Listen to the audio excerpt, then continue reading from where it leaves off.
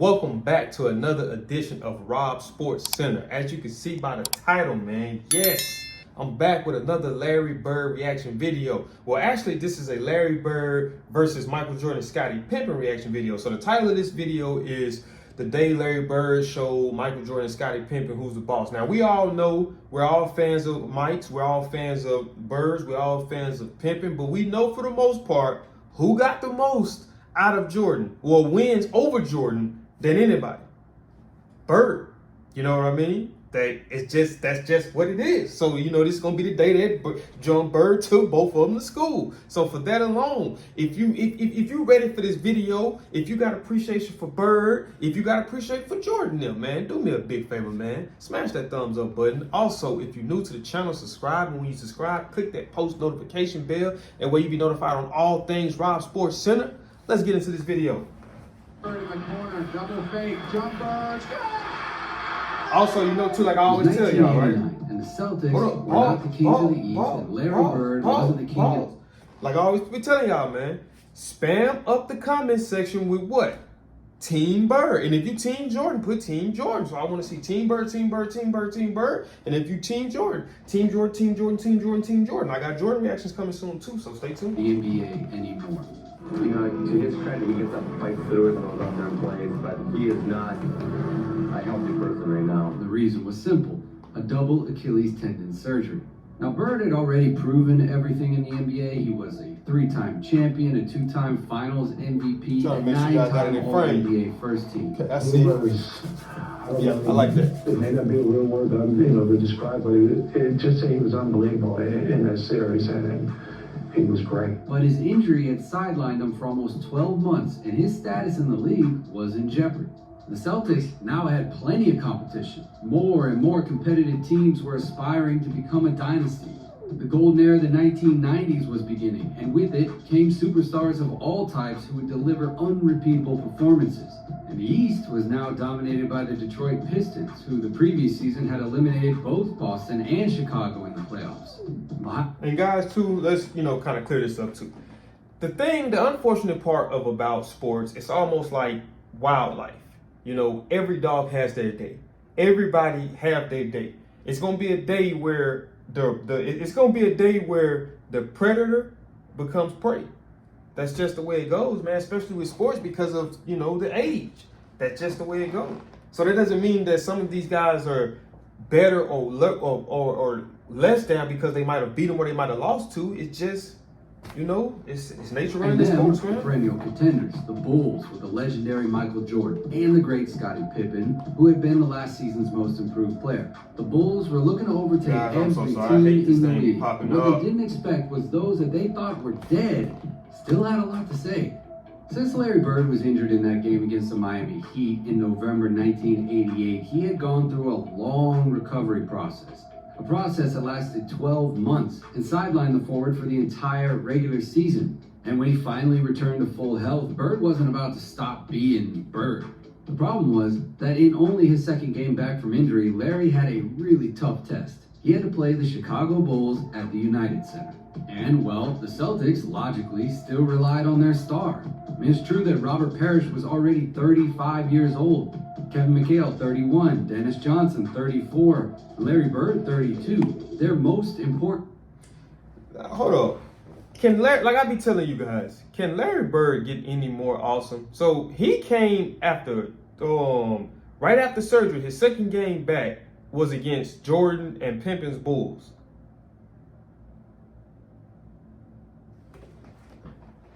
Players were reaching the end of their careers. But management was confident that if they could recover the best version of Bird, they could still fight for everything. A situation kind of similar to what teams like the Lakers or the Warriors are going through today, who've been trying to get back to where they were a couple of seasons ago with a team that's going against the clock.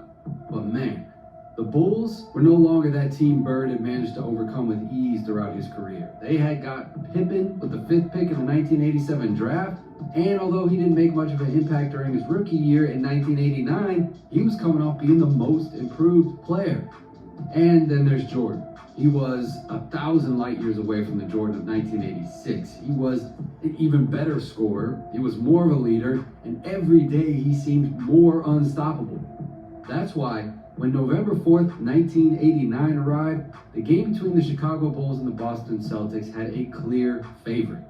I mean, the Bulls had reached the conference finals the previous season, and the Celtics had fallen in the first round. Jordan was confident that this time he could finally beat Boston even with Bird available. And he was certainly starting to have that extraordinary talent around him as well. Oh, and by the way, this game wasn't just Bird versus Jordan. The Bulls had John Paxson playing. And the Celtics had Jim Paxson, who was his brother. Both sons of Jim Paxson Sr. I didn't know played 2 this. seasons in the NBA during the 1950s. And I say this because one of them is going to be very important later. Trust me, you'll see. So finally, the referee throws a I ball love in this. the I air, think and it's the gonna be game that one. started that would make one of the two teams lose their undefeated record. Both franchises came in with a record of 1-0 after all. Now, already in the first actions of the game, Bird shows his great vision, finding Jim Paxson while cutting from the top of the key. Now, if you usually watch the channel, you would have already seen many times how Larry was able to make plays from the low post with ease. The Celtics knew they had a lot at stake, so they came out very aggressive. And that goes back to what I was saying in, I think, my last video and the video before that. You got people that say that he wasn't a good post player. What did this guy just say? He made, if you watch a lot of his videos, he made a lot of plays from what? The post, passing and scoring. On defense, too. A clear example I gotta is this clarify action that. in which John Bagley steals the ball from MJ and finds Bird, who finishes the play with an extremely tough high floater. Now, Boston was a team that season ranked well above average in offensive rating and slightly above average in defensive rating. But if they wanted to beat the Bulls at United, they knew they would have to tighten the screws. Another clear example of this is how Bird just jumped all over Jordan. He had to make sure he got 0 open looks. And throughout the game, you could just see the tension between the two stars who knew they had to go at it. As always, Bird was a menace from the low post. He just wanted Scottie Pippen, who was guarding him, to have nightmares that night. But his fadeaway from mid-range was always unstoppable. On this play, Bagley again found Larry wide open thanks to a nice Parrish screen and some lazy defense by Scottie, who gave him twice as much room as Bird needed to score from one of his hot spots. But of course, Pippen was no longer a rookie. The kid had become a man and had plenty of poise to go after Larry on the other end of the court. Just look how he fearlessly goes to the hoop to score the layup. And of course, Michael was also starting to get himself going too. In fact, the Bulls were leading the way during the early stages of the game. Here's a perfect sign that age was starting to take its toll on the Celtics. Kevin McHale knocks down an elite fadeaway from the low post, but the Bulls come out in transition at light speed with their fresh legs, and Pippen gets a free dunk on the fast break. But again, Bird responds with a deep midi with shots like this one, where he practically is a step in front of the three-point line. The whole world knows. You want to know another reason why I got a lot of respect for Larry, though, honestly, too, is that looking at Larry go up against this Chicago team and looking at how the Celtics were what they were when Bird was healthy, and look at where they were at this point when Bird wasn't fully healthy, it kind of reminds me of Kobe in his later seasons playing with the Lakers. You know, him battling and going hard against teams that you pretty much knew he couldn't beat. But he never backed down from the challenge. He never said, "Oh, just because we got a losing record, I'm gonna back down." No, he showed up and showed out, and that's the reason why Kobe is my all-time favorite player. You know what I mean? Because he had that old school mentality. He was wired like Bird. He was wired like Jordan, and that's the same thing I'm saying with Bird. Like even with Bird hurt, Bird still letting them know, like, hey, y'all might have came up, but I'm still who I am. Y'all ain't gonna walk over me. I don't know what y'all gonna do against all the other people, but when y'all play me, y'all better come to play, because we ain't laying down. I don't care who you is. I don't care if you're Michael Jordan. I don't care how many Air Jordans you got. That this is a literal layup for Larry. And to cap off his spectacular first quarter, he scores another bucket from the low post.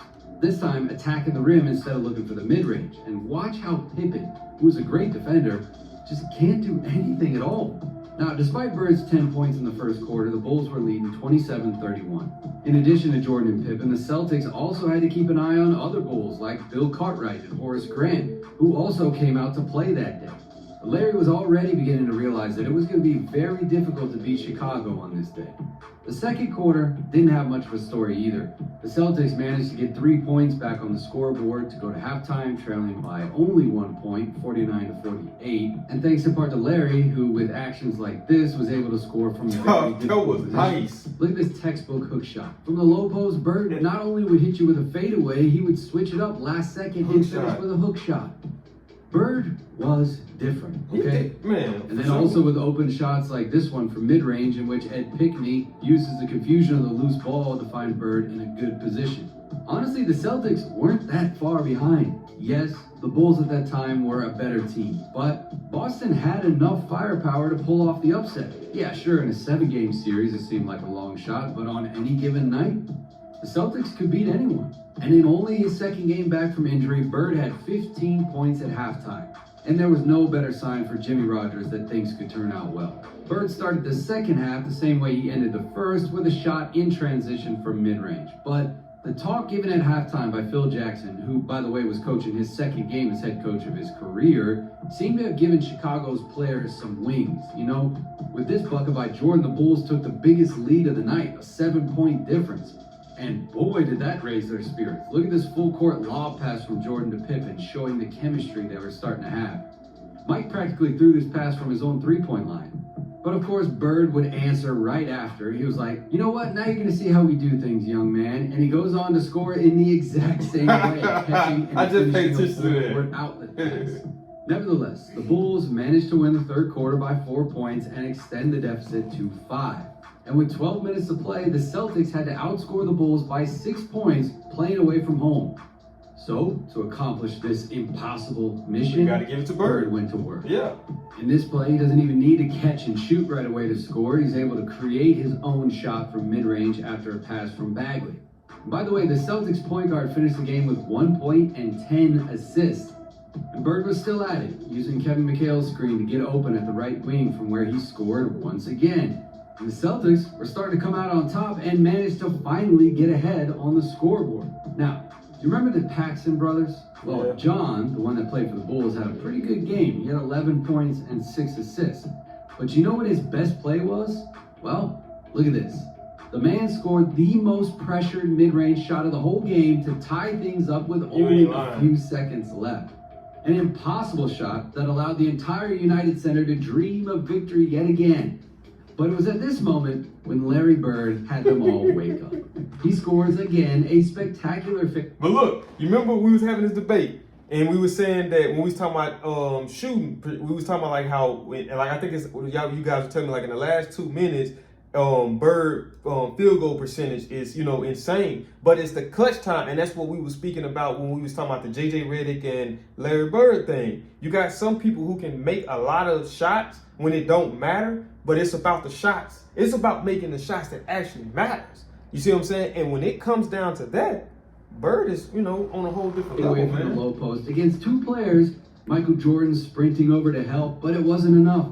Larry absolutely silenced the whole gym and showed that he was the same as he had always been.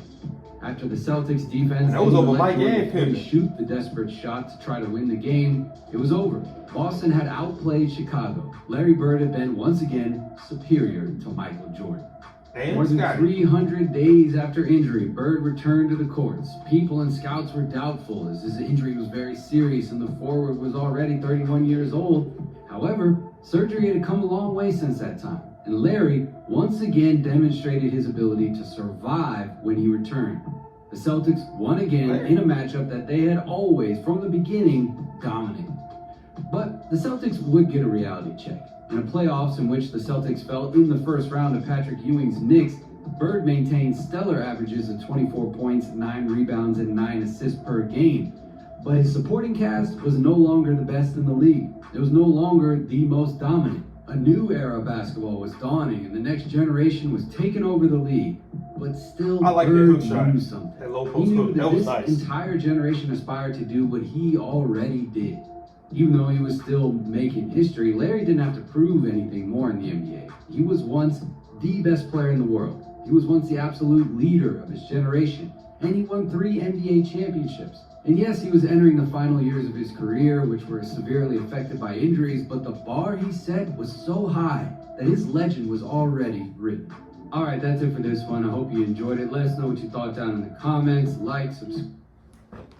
Bird is a dog, man. Like I have the uttermost respect for that man as a competitor, man. Like this dude just don't back down. He don't regardless of who he played. And guys, I was talking to my papa earlier, and I was telling him how I filmed some videos, and I was like how my subscribers, man, they love Larry Bird. They always recommended me to react to Larry Bird videos. And he was like, man, Bird was a bad man. He's like, I can't even take him from him, man. He could play. And this is coming from my papa now. You know what I mean? My papa even got respect on Bird's name, you know? So that lets you know that if you don't like Bird, you just a hater. Simple and plain. That's just it. You know what I mean? But as you guys can see, man, that is it for this video, man. Like I said in the beginning, once again, I want to see Team Bird spammed in the comments. Team Bird. And if you Team Jordan, because I like Jordan too, Team Jordan too. Because I got some Jordan reactions coming, man. So like I always tell y'all, make sure you subscribe. And when you subscribe, make sure my notification bell is turned on. You want to know why you need that to be turned on? Because just like the GOAT, Drizzy Drake say, man, I got these videos coming back to back, man. I'll see y'all in the next video.